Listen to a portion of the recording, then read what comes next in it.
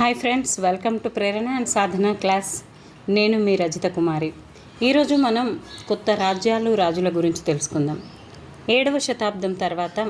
అయితే కొత్త రాజ్యాలు రాజుల గురించి తెలుసుకునే ముందు ఈ రాజులు ఏ విధంగా అయితే ప్రణాళికాబద్ధంగా పరిపాలన చేయడం జరిగిందో మనం కూడా ఇప్పుడు కాంపిటీషన్ ఎగ్జామ్స్ కోసం ప్రణాళికాబద్ధంగా చేస్తే కానీ మనం అనుకున్న లక్ష్యాన్ని సాధించలేం.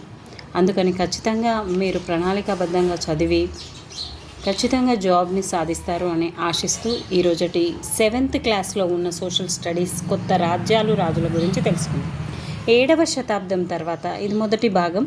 కొత్త రాజవంశాలు పుట్టుకొచ్చాయి. 7 నుంచి 12 శతాబ్దాల మధ్యకాలంలో భారత ఉపఖండ వివిధ ప్రాంతాల్లో పాలించిన ముఖ్య రాజవంశాలు ఇక్కడ మనం చూడవచ్చు. ఇక్కడ ఈ బుక్లో ఇవ్వడం జరిగింది. పలమార్లు, గూర్జర ప్రతిహారులు, పరమార్లు, అదేవిధంగా రాష్ట్రకూటులు, చోళులు, చేర, పాండ్య. ఇక్కడ చోళ, చేర, పాండ్య ఇక్కడ తమిళనాడు ప్రాంతంలో ఉంటారు వీళ్ళు. ఈ విధంగా కొత్త కొత్త రాజ్యాలు అనేటివి ఆవిర్భవించడం జరిగింది. కొత్త రాజ్యవంశాల పుట్టుక 7వ శతాబ్దం నుంచి స్టార్ట్ అయింది. అనేక మంది భూస్వాములు లేక ముఖ్యులైన యోధులు ఉన్నారు. అప్పటి రాజులు తరచుగా వీరిని తమ సామంతులుగా గుర్తించారు. తమ సామంతులు తమకు కానుకలు తేవాలని, వారి ఆస్థానంలో ఉండాలని, సైనిక సహాయం అందించాలని ఆ రాజులు ఆశించేవారు.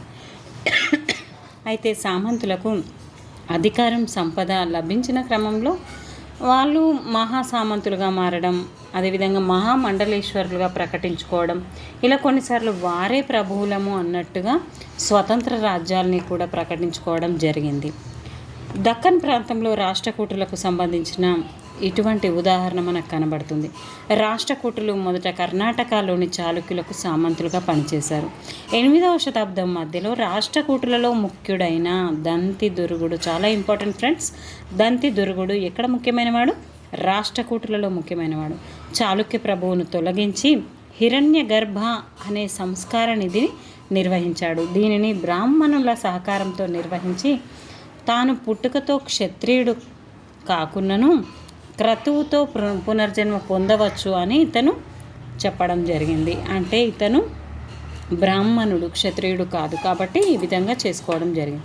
మరికొన్ని సందర్భాల్లో సంపన్న కుటుంబాల వారు వారి సైనిక శక్తిని రాజ్యాలు ఏర్పరచుకోవడానికి ఉపయోగించి కదంబ, మయూర గర్భ, గూర్జర ప్రతిహార హరిశ్చంద్రుడు బ్రాహ్మణులైనప్పటికీ వారి సాంప్రదాయ వృత్తులను వదిలిపెట్టి ఆయుధాలను చేతపట్టి కర్ణాటక, రాజస్థాన్లలో రాజ్యాలను స్థాపించారు.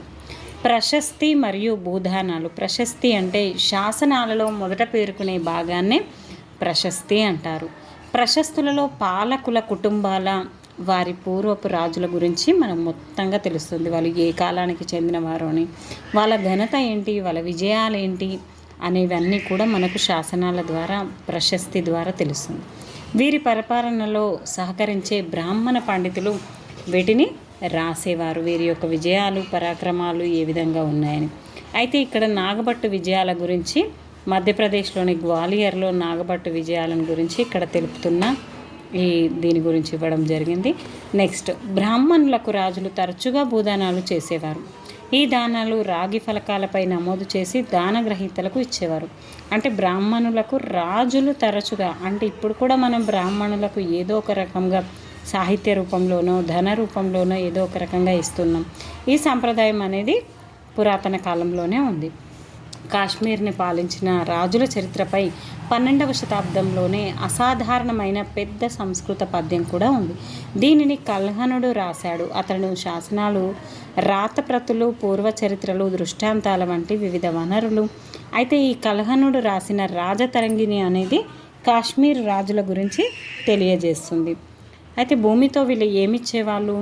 భూదాన పత్రం తమిళంలో పేర్కొన్న భాగం ఏంటంటే మట్టి కట్టలతో, అలాగే భూమి సరిహద్దులను, ముళ్ళ పొదలు వాటిని పాతి ఈ విధంగా గ్రామము, పుట్టలు, వేదికలు, కాలువలు, గుంతలు, నదులు, ఒండ్రు భూమి, ఈ విధంగా సరస్సులు కలిగి ఉన్న ఈ ప్రాంతాన్నంతా కూడా వాళ్ళకు భూదాన రూపంలో ఇచ్చేవాళ్ళు. అలాగే తమలపాకుపై పన్ను, నేతిగడ్డలపై పన్ను, న్యాయమూర్తులు విధించే జరిమానాలను ఈ విధంగా పన్నులు వసూలు చేసేవారు కూడా. రాజ్యాలలో పరిపాలన. ఈ కొత్త రాజులలో ఎక్కువగా మహారాజాదిరాజ, త్రిభువన చక్రవర్తి మొదలైన గంభీరమైన బిరుదులను కూడా సామంతులు, రైతు సంఘాలు, వ్యాపారస్తులు, బ్రాహ్మణుల సంఘాలతో అధికారాన్ని వీళ్ళు పంచుకునేవారు.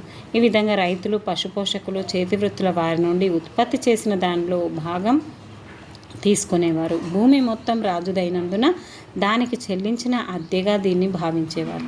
పన్నుల రూపంలో వచ్చిన వనరులను పరిపాలనకు, దేవాలయాల నిర్మాణానికి, అదేవిధంగా కోటల నిర్మాణానికి వినియోగించేవారు. యుద్ధాల ద్వారా సంపద దోచుకోవడానికి, వ్యాపార మార్గాలు అభివృద్ధికి వెచ్చించేవారు. ఈ విధంగా పన్నులను వసూలు చేయడం అనేది జరిగేది. అంతేకాకుండా సంపద కోసం సంగ్రామం. ఈ రాజవంశంలో ఒక్కొక్కటి ఒక ప్రత్యేక ప్రాంతంలో స్థిరపడ్డాయి. గంగా నది లోయ ప్రాంతంలో కనౌజ్ ఒక ప్రత్యేకమైన ప్రాంతం. ఈ ప్రాంతంపై నియంత్రణ కోసం ఎవరెవరు పాటుపడ్డారు? మరి కనౌజ్ చాలా ఇంపార్టెంట్. కనౌజ్, గుర్జర్ ప్రతిహారులు, రాష్ట్రకూటులు, పాలవంశపు రాజులు అనేక శతాబ్దాలుగా పోరాడారు. ఈ సుదీర్ఘ సంఘర్షణలో 3 పక్షాలు పాల్గొన్నాయి కాబట్టి చరిత్రకారులు దీన్ని త్రైపాక్షిక పోరాటం అని అన్నారు. అయితే మహమ్మద్ గజ్నీ, ఇతని గురించి క్రీస్తు శకము 997 నుండి 1030 వరకు ఆఫ్ఘనిస్తాన్ను పాలించిన గజ్నీ మధ్య ఆసియా, ఇరాన్, భారత ఉపఖండ వాయవ్య ప్రాంతాలకు తన రాజ్యాన్ని విస్తరించాడు. దాదాపు ప్రతి సంవత్సరం ఉపఖండంపై దాడి చేశాడు. సంపన్నమైన గుజరాత్లోని సోమనాథ్ దేవాలయం పైన 17 సార్లు, దాదాపు 17 సార్లు ఇతను దండెత్తడం అనేది జరిగింది. ఎందుకంటే అక్కడ ఉన్న బంగారము, మనులు, మాణిక్యాల గురించి అతను మొత్తం ఆ దేవాలయాన్నంతా కూడా ధ్వంసం చేయడం జరిగింది. మహమ్మద్ గజ్నీ ఆక్రమించిన ప్రాంతాలు ప్రజల గురించి చాలా విషయాలు తెలుసుకోవడంలో ఆసక్తి కనబరిచేవాడు. అల్ బెరూని అనే పండితునికి భారత ఉపఖండం గురించి రచనలు చేసే పనిని ఇతను అప్పగించాడు. అందుకని ఇతను కితాబ్ అల్ హింద్ అని పిలువబడే అరబిక్ గ్రంథం చరిత్రకాలకు ఒక ఆధారమైంది. దానిని రాయడానికి అల్ బెరూని సంస్కృత పండితులను కూడా సంప్రదించాడు. చహమానులు, ఇక్కడ చహమానులు తర్వాత కాలంలో చౌహానులుగా వీళ్ళు పిలువబడ్డారు. ఢిల్లీ, అజ్మీర్ ప్రాంతాలను వీరు పాలించారు. వారు పశ్చిమం తూర్పు వైపు రాజ్య విస్తరణ చేయడానికి ప్రయత్నం చేశారు. గుజరాత్లోని చాళుక్యులు, పశ్చిమ ఉత్తరప్రదేశ్లోని గహద్వాలులు చౌహానులను వ్యతిరేకించారు. ఆఫ్ఘన్కు చెందిన మహమ్మద్ గోరి 1191లో చౌహాన్ వంశస్థుడైన 3వ పృథ్వీరాజ్ పైన దండెత్తడం జరిగింది. 1168 నుంచి 1192లో ఓడించాడు. కానీ 1192లో పృథ్వీరాజ్ ఘోరీ చేతిలో ఓటమి పాలయ్యాడు. మొదటి దాంట్లోనేమో పృథ్వీరాజ్ గెలిచాడు, రెండవ దాంట్లో అంతే స్ఫూర్తితో గోరీ మహమ్మద్ ఫస్ట్ దాంట్లో ఓడిపోయాడని బాధపడకుండా మళ్ళీ కంటిన్యూగా చేస్తూ పృథ్వీరాజ్ చౌహాన్ని ఘోరంగా ఓడించడం జరిగింది. మరి రెండవ భాగంలో ఏమిచ్చారు? చోళుల గురించి. దక్షిణ భారతదేశంలో సమగ్రంగా రాయబడిన చరిత్రలో చోళుల పరిపాలన ఒకటి. వారు పరిపాలన పరంగా మరి ఏ విధంగా విజయాలు సాధించారో ఇప్పుడు మనం తీసుకుందాం. చోళ సామ్రాజ్యం, పొరుగు రాజ్యాలు, ఉరయూరు నుంచి తంజావూరు వరకు. చోళులు అధికారంలోనికి ఎలా వచ్చారు? మరి ముత్తరాయర్గా పిలువబడే ఒక చిన్న ముఖ్య కుటుంబం కావేరీ డెల్టా ప్రాంతంపై అధికారం చేజిక్కుంచుకున్నది.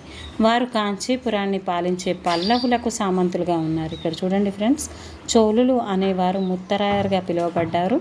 వీరు పల్లవులకు కాంచీపురం అనేది పల్లవుల యొక్క రాజధాని. వీరు దీనికి సామంతులుగా ఉన్నారు.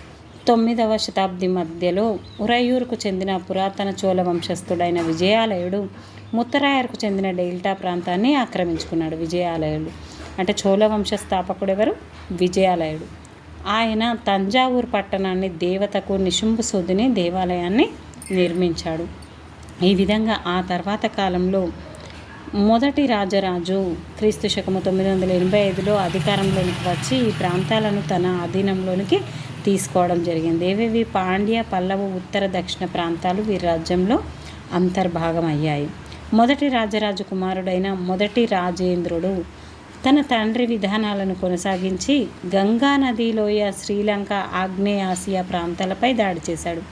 దానికోసం నౌకాదళాన్ని అభివృద్ధి పరిచాడు. గంగా నదిలోయ అనగానే మనకు గంగైకొండ, రాజేంద్ర ప్రసాద్ ఏ విధంగా కొబ్బరి బొండలా ఉంటాడు కాబట్టి గంగా నదిలోయ మొదటి రాజేంద్రుడు. రాజేంద్ర ప్రసాద్ని గుర్తుపెట్టుకుంటే రాజేంద్రుడు. అద్భుత దేవాలయాలు, కాంస శిల్పకళ. మొదటి రాజేంద్రుడు తంజావూరులో గంగైకొండ చోళపురంలో నిర్మించిన పెద్ద దేవాలయాలు అద్భుత నిర్మాణానికి, శిల్పకళకు నిదర్శనాలు. ప్రజలు వాటి చుట్టుపక్కల స్థిరపడడానికి చోళులు నిర్మించిన దేవాలయాలే కేంద్రాలయ్యాయి.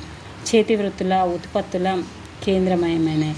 ఇక్కడ ఒకసారి చూడండి, గంగైకొండ చోళపురం దేవాలయం ఇది. ఇక్కడ చోళకాలం నాటి కాంస్య శిల్పం.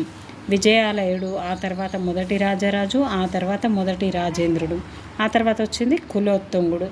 దేవాలయాలతో అనుబంధమైన చేతివృత్తి పనివారు చాలా వరకు ప్రత్యేకమైన కాంస విగ్రహాలు అనేటివి తయారు చేశారు. అంటే చోళుల కాలంలో మనకు కనిపించిన విగ్రహాలు ఏంటి? కాంస్య విగ్రహాలు. ప్రపంచంలోనే అందమైన వాటిగా పరిగణించారు వీటిని. అదేవిధంగా వ్యవసాయం, నీటిపారుదల ఏ విధంగా ఉంది? కావేరీ నది బంగాళాఖాతంలో కలిసే ముందు చిన్న చిన్న పాయలుగా విడిపోతుంది. అంటే ఇక్కడ కావేరీ నది, చోళులు అనేది కావేరీ నది ప్రాంతంలో, తమిళనాడులో ఇతర ప్రాంతాల్లో వ్యవసాయం అభివృద్ధి చెందినప్పటికీ పెద్ద మొత్తంలో వ్యవసాయం అనేది 5-6 శతాబ్దాల మధ్యకాలంలో చాలా బాగా జరిగింది. ఎందుకంటే వీరు కూడా కాలువలు తవ్వించడం జరిగింది. మరి సామ్రాజ్య పాలనా విధానం ఏ విధంగా ఉంది? రైతుల స్థిర నివాసాలను ఊర్ అనేవారు. ఇప్పుడు ఊరు అని ఎట్లా అంటున్నాం మనం? రైతులన్నీ నివసిస్తూ ఉంటారు ఊర్లలో, కాబట్టి దాన్ని ఊర్ అనేవాళ్ళు చోళుల కాలంలో. ఇవి నీటిపారుదల, వ్యవసాయ విస్తరణతో సుసంపన్నమైన ఊర్లన్నీ కలిసి నాడులుగా అయ్యాయి. గ్రామ సభ, నాడులు పరిపాలనా సంబంధ వ్యవహారాలే గాక న్యాయ పరిపాలన, పన్నుల వసూలు కూడా చేసేవి. వేలాల కులానికి చెందిన సంపన్నులైన రైతులు చోళుల ప్రభుత్వంలో నాడులకు సంబంధించిన పాలన వ్యవహారాలు చూసేవారు. చోళరాజులు ధనవంతులైన భూస్వాములకు మువ్వంద వేలన్, అరయ్యార్ లాంటి గౌరవ సూచక లాంటివి ఇవ్వడం జరిగింది. రాష్ట్ర, కేంద్ర స్థాయిలో ముఖ్యమైన బాధ్యతలు కూడా అప్పగించారు. 3 రాజులను కలిసి మువ్వంద వేలన్ అనేవారు. భూమి యొక్క రకాలు ఒక్కసారి చూడండి, చాలా ఇంపార్టెంట్ ఇది. చోళుల శాసనాలు భూముల్లో రకాలను ఈ విధంగా చెప్పవచ్చు. వెల్లన్ వాగై, బ్రాహ్మణేతర రైతులకు చెందిన, అంటే బ్రాహ్మణులు కాకుండా వేరే వాళ్ళు అంటే వెల్లన్ వాగై వేరే వాళ్ళు. బ్రహ్మదే, ఇక్కడనే బ్రహ్మ ఉంది కాబట్టి బ్రాహ్మణులకు. శాలభోగ, ఇక్కడ శాల అంటే పాఠశాల నిర్వహణకు. దేవదాన, తిరుణమత్తుక్కని దేవాలయాలకు బహుకరించిన భూమి. పల్లిచ్చందం అనేది జైన సంస్థలకు విరాళం ఇచ్చిన భూమి. ఈ విధంగా భూమి యొక్క రకాలు అనేటివి ఉన్నాయి. బ్రాహ్మణులకు తరచుగా భూదానాలను లేక బ్రహ్మదేయాలను స్వీకరించడాన్ని మనం ఇక్కడ చూడడం జరిగింది. సభ అంటే ఏంటి మరి? ఏ విధంగా నిర్వహించేవారు? తమిళనాడులోని చెంగల్పట్టు జిల్లాలోని ఉత్తరమేరూరు శాసనం దీన్ని మొదటి పరాంతకుడు వేయించడం జరిగింది. ఈ ఉత్తరమేరూరు శాసనం ద్వారా వీళ్ళు ఏ విధంగా ఉన్నారు అనేది తెలుస్తుంది. ఇక్కడ పెరియ పురాణం అనేది సామాన్యుల గురించి, భక్త కన్నప్ప గురించి తమిళ భాషలో ఉంది. ఇది భక్త కన్నప్ప గురించి తెలుస్తుంది. అదనూరు గ్రామ పొలిమేరల్లో పులయులు, తాటాకుల గుడిసెల్లో నివసిస్తూ వ్యవసాయ కూలీలుగాను, దాసులుగాను జీవనం కొనసాగించేవారు. ఈ విధంగా వీరిక్కడ ఏ విధంగా ఉన్నారు, మహిళా కార్మికులు ఏ విధంగా ఉన్నారు అనేది ఈ లెసన్ ద్వారా మనకు ఎన్నో విషయాలు తెలిసాయి. Thank you friends. మీకు ఈ లెసన్ అర్థమైంది అనుకుంటున్నాను. మరొక లెసన్తో మీ ముందుకు వస్తాను. Thank you everyone. Keep smiling.